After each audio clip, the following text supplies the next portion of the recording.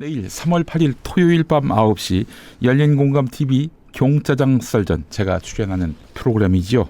여기서 인천 세관 마약 수사 외압 사건 관련 보도가 나옵니다. 아마 큰 파장이 예상됩니다. 제가 어제 녹화를 하고 왔는데 정말 꿈자리가 뒤숭숭할 정도로 너무나 놀라운 사실들이 담겼습니다. 내일 밤 9시에 보도가 됩니다. 전혀 이 사건과 무관해 보이는 듯한 의문들이 대거 풀립니다. 어떤 의문들이냐? 제가 어떤 의문들인지만 말씀을 드려보겠습니다. 첫 번째, 윤석열은 왜 한동훈 국민의힘 비상대책위원장 반대했는가? 많은 분들은 김기현이 당대표를 그만두고 비대위원장으로 한동훈을 세울 때 그 윤심이 반영된 거 아니냐 이렇게들 생각하세요.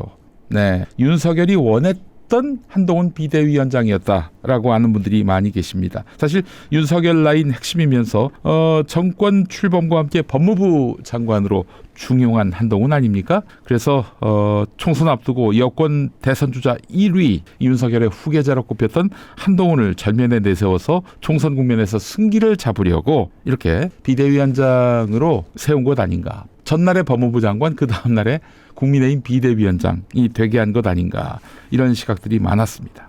근데 당시 기사를 찾아보면은 윤석열이 한동훈에 대한 신임이 과연 깊었을까 하는 의문을 갖게 하는 기사가 있습니다. 익명을 요구한 한 의원, 아무한테나 물어봤겠습니까? 윤석열과 가깝고 윤석열의 복심이라 불리는 그런 의원에게 물어봤겠죠. 그 의원이 최근 대통령과 대화한 인사로부터 대통령이 마음 터놓고 얘기할 수 있는 사람은 김한길인데 당내 또 여론 반응이 좋지 않아서 부담감이 있다 이렇게 전해 들었다라면서 대통령이 한동훈과 김한길 둘 사이에서 결정을 못한 것 같은데 윤핵관들이 한동훈 쪽으로 몰아가고 있다 이렇게 말을 했다는 것이죠. 네, 결국 이게 사실이었습니다. 자, 그렇다면 왜 한동훈은 윤심과 달리 잘하고 있던 법무부 장관 그만두고 비대위원장이 됐을까? 잘하고 있다는 표현은 큰 말이 안 되네요.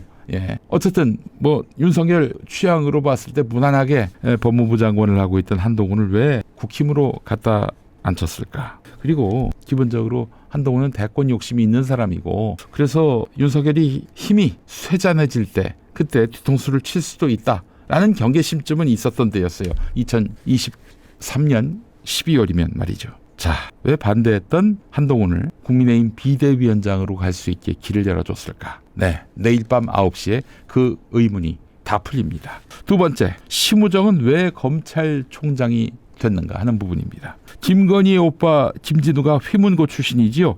심우정도 휘문고 출신인데다 게다가 동기입니다. 동문정도가 아니라 동기예요. 휘문고 전성시대가 열렸습니다. 심우정이 검찰총장이 되면서 대검 반부패부장에 역시 휘문고 출신인 구승모 검사장이 임명됐고요. 그리고 송강 검찰국장 법무부에 속해 있습니다만은 이 사람도 휘문고 출신입니다. 특별수사와 검찰 인사를 총괄하는 검사장 보직에 심우정의 고등학교 후배들이 포진한 것이죠. 자, 그래서 이거다.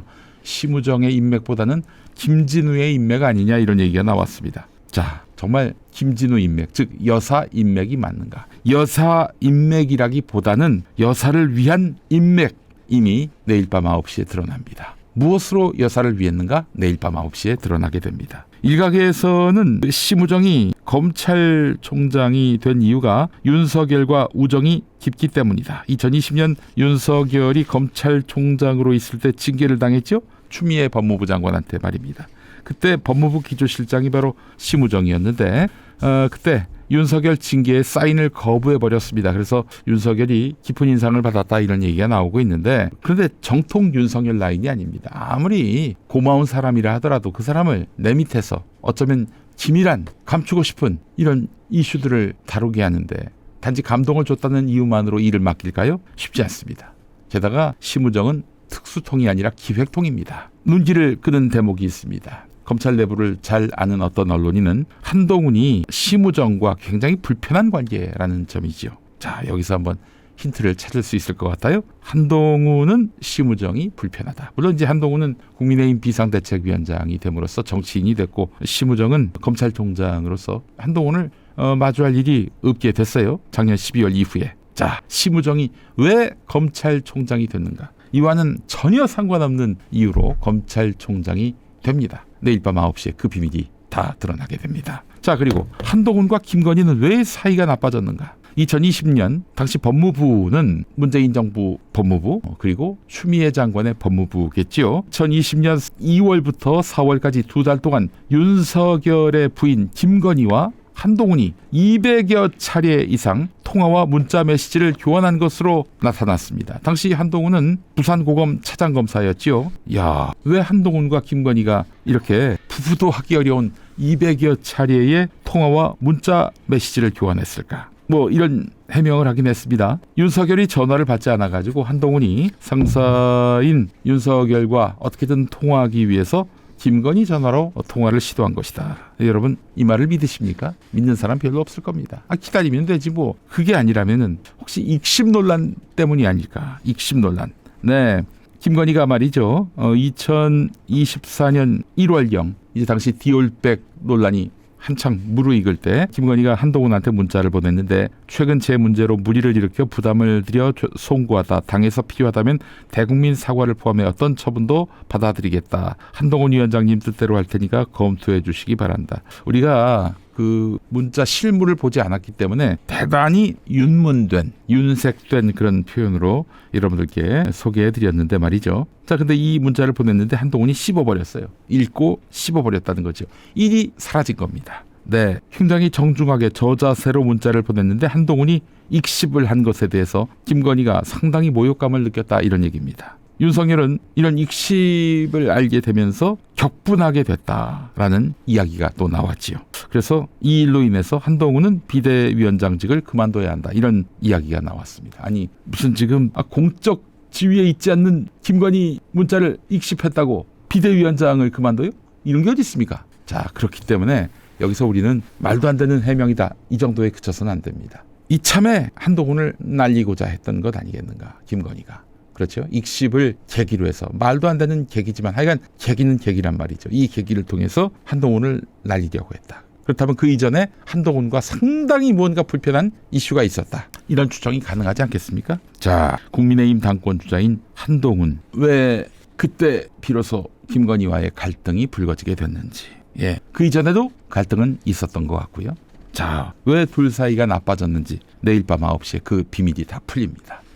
자, 그리고 한동훈은 왜 체포 대상이 됐을까? 계엄 국면에서 말입니다. 경찰청 국가수사본부 특별수사단이 경기도 안산에 있는 노상원 전 정보사령관의 점집에서 노상원의 수첩을 발견했습니다. 그 안에 적혀있던 사살 대상자, 수거 대상자 명단에 한동훈도 있었습니다. 네, 한동훈 얼마 전에 출간된 국민이 먼저입니다라는 책 내용을 보게 되면은 12.3 계엄날 밤 평소 알고 지내던 명망 있는 여권 인사로부터 전화 한 통을 받았는데, 이 여권 인사가 한동훈한테 다른 사람은 몰라도 한동훈 대표는 절대로 체포되면 안 된다. 체포되면 정말 죽을 수 있다. 그러니 국회로 가지 말고 즉시 은신처를 정해서 숨어라. 추적되지 않도록 휴대폰도 꺼놔라. 가족들도 피신시켜라. 신뢰할 만한 정보니 허투루 듣지 말고 꼭 그렇게 하라. 이런 조언을 받았다고 합니다. 네, 혹시 익십해서 사살하려고 했던 것일까요? 그럴 리가 없겠죠. 네, 뭔가 있어요. 한동훈을 촌나게 미워하는 이유가 있습니다. 익십했다는 이유로 체포하고 사살할 수는 없잖아요. 물론 이런 얘기도 나옵니다. 단지 계엄을 반대해서 그런 것이다, 이런 얘기도 나오는데 아닙니다, 여러분. 이 12월 3일 계엄 전에 노상원이가 수첩에다가 적어 놓았어요. 사살 대상자 한동훈이라고요. 왜 한동훈을 체포 정도가 아니라 사살하려고 했는지 내일 밤 9시에 그 비밀이 다 드러납니다. 아, 그랬구나. 무릎을 치실 거예요. 자, 그리고 또 왜 CBS는 윤석열의 대통령 전용기에서 채널A와 인터뷰를 했을까? 그러니까 2022년 11월 9일에 대통령실이 윤석열의 아세안 플러스 3 2022년 G20 발리 정상회의 동행 취재를 위한 전용기 탑승에 MBC 등 출입 기자를 허용하지 않겠다고 통보했습니다. 그때 기억하시죠? 김건희가 멀뚱멀뚱 자리에 앉아 있는 윤석열한테 나가요 했던 거 기억하시죠? 그때 바이든 날리면 보도 때문에 MBC하고 상당히 불편한 관계에 놓였던 대통령실이 MBC 기자는 전용기에 타지 말라고 이렇게 했단 말이에요. 자, 그런데 말이죠. 순방 기간 동안에 그 전용기 안에서 윤석열은 채널A와 CBS 기자 2명만 따로 불러서 취사 선택 언론 대응을 하기도 했습니다. 그리고 CBS는 말이죠. 이태원 참사 기억하시죠? 2022년 10월 29일 그 참사 당일 인근에 있던 용산 대통령 관저에 경찰이 있었어요. 아주 가까운 곳에 있었던 거죠. 그 현장에는 이렇게 아비규환 상황이 놓였는데 즉각 출동해서 어떻게든 이 치안 후송 이런 것들을 할 수 있었는데 그 경찰을 현장에 오지 못하게 했습니다. 이상한 일이죠. 그렇잖아요. 거기 대통령 관저에는 당시는 윤석열, 김건희에 입주하지 않았습니다. 입주할 예정이었죠. 입주할 예정, 빈집을 지키고 있었는데 인근 이태원에서 큰 참사가 발생했는데 배치를 안 시켰어요. 출동을 안 시켰어요. 그걸 이제 CBS가 보도했더니 CBS 사장이 이걸 지우려고 했습니다. 난리가 났죠. 자, 그리고 최근에 이 CBS는 반 이재명 노선을 너무나 명확히 했습니다. 아니, 최근이 아니죠. 총선 국면 때는 더욱 심했고요. 그 이전에도 내내 기조가 그러했습니다. 왜 CBS는 윤석열에게 특별한 존재였을까? 그리고 윤석열의 이익에 부합하게 그동안 보도를 해왔는가? 내일 밤 9시에 비밀의 전말이 다 드러나진 않고요. 일부분 힌트를 얻을 수 있는 그 정황들을 접하시게 될 겁니다. 자, 그리고 마지막 주진우는 왜 PD수첩에 나와서 이 사건, 인천세관 사건 이와 관련해서 자기가 마치 탐사 취재한 기자인 양 행세했을까? 왜 PD수첩에 나와서 얼쩡거렸을까? 이 사건을 오랫동안 추적해온 주진우 기자라면서 PD수첩이 소개를 했는데 말이죠. 실제로 주진우는 백혜룡 경정을 밀착 마크해서 취재했습니다. 그런데 그게 단지 취재 목적만이었을까?